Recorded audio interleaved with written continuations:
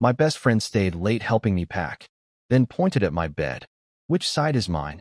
The last box slipped from my hands and crashed onto the empty apartment floor, scattering old photographs, handwritten notes, and tiny pieces of a life I wasn't ready to leave behind.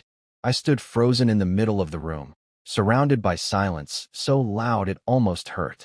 Every wall echoed memories that no longer belonged to me. I thought I was packing my belongings, but the truth was far more painful. I was packing away the version of myself that had believed love would last forever. Then, just as I was ready to break completely, my best friend quietly walked into the bedroom, looked at the neatly made bed, smiled through tired eyes, and pointed at it with a question that changed everything forever. Which side is mine? Before we continue this emotional journey, if you believe kindness can heal broken hearts and second chances can change lives, please take a moment to like this video, leave a comment, share it with someone who needs hope today, and subscribe to Kindness Corner for more heartfelt stories that remind us love often arrives when we least expect it.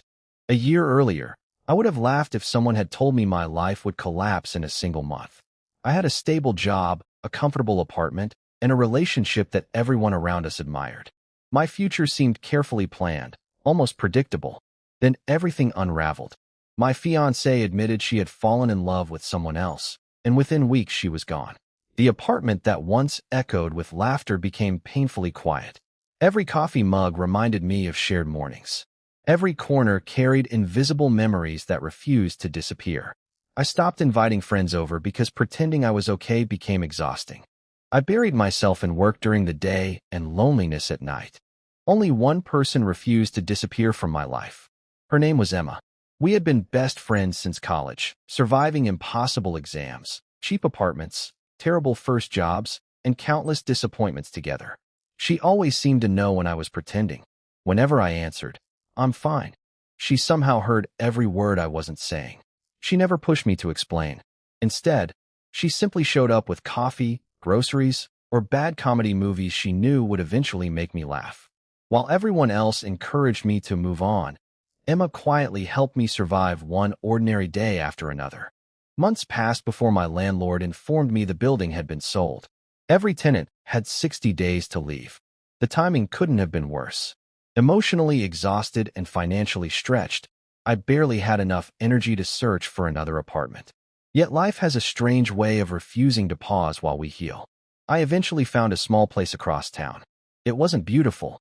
The kitchen was tiny, the bedroom barely fit a queen-sized bed, and the windows overlooked a parking lot instead of the city skyline. But it was affordable. More importantly, it represented a chance to begin again. Moving day arrived with dark clouds hanging over the city. Most of the people who had promised to help canceled that morning. One had a family emergency. Another caught the flu. Someone else simply stopped answering messages. By noon, only Emma stood outside carrying work gloves, wearing an oversized hoodie, smiling as though spending her Saturday lifting heavy furniture sounded like the perfect adventure. Hour after hour, we carried boxes down 3 flights of stairs. Sweat soaked through our clothes. Rain started falling halfway through loading the truck, soaking everything we couldn't cover quickly enough. We laughed whenever something nearly slipped from our hands. At one point, the couch became stuck halfway through the apartment doorway, and we spent 20 minutes trying increasingly ridiculous angles before finally squeezing it through. By sunset, my entire life fit inside one moving truck. The new apartment looked even emptier than the old one. Boxes covered every room. Nothing had a place yet. My back ached. My hands were scraped. My mind was numb. I told Emma she should head home because it was getting late. Instead, she quietly picked up another box. Without saying much, she began unpacking kitchen dishes, folding towels into cabinets, arranging books on shelves exactly the way she knew I liked them. She remembered details I had forgotten about myself.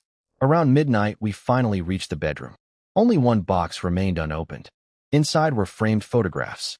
She carefully picked one up. It showed us during college graduation. Another showed us hiking in the mountains after landing our first jobs. One captured us laughing so hard during a failed camping trip that neither of us remembered who had actually taken the picture. She smiled at each photograph with surprising tenderness. Then she placed them carefully on the dresser. The room became quiet. Not uncomfortable, just honest. I realized we had spent nearly 12 hours together without pretending to be anyone else. No performances, no forced optimism, just two people helping each other carry far more than cardboard boxes. She looked around the room. Then her eyes landed on the freshly assembled bed. She pointed toward it. With the smallest smile, she asked which side was hers. Time stopped. For a heartbeat, I wondered if exhaustion had made me hear things incorrectly. She wasn't joking. She wasn't laughing. She simply stood there waiting. My heart raced harder than it had in years. Every memory of our friendship flashed before me like scenes from a movie. The late-night phone calls after failed relationships. The birthdays we celebrated together because someone else had canceled. The holidays where neither of us wanted to be alone. The countless times she quietly chose me without asking for anything in return. I suddenly realized something terrifying. She hadn't just been helping me recover. She had become home. But fear can be louder than hope. Instead of answering honestly, I nervously laughed and changed the subject. I offered to drive her home.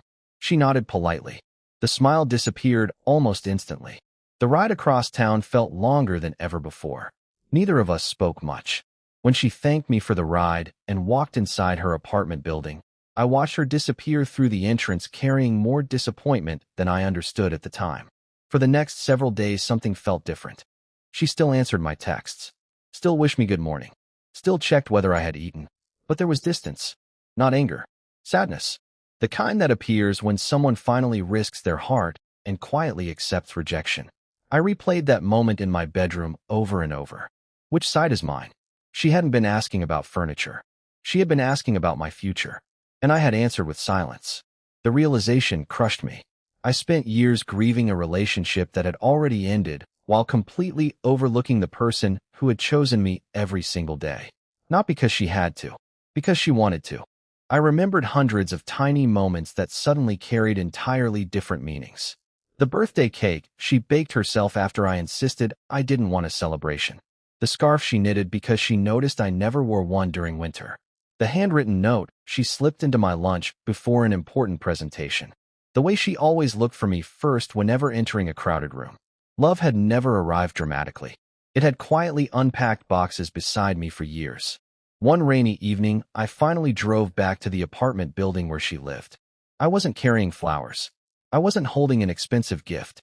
I simply carried the one framed college photograph she loved most. When she opened the door, surprise filled her face. For several seconds, neither of us spoke. The silence felt familiar, comfortable.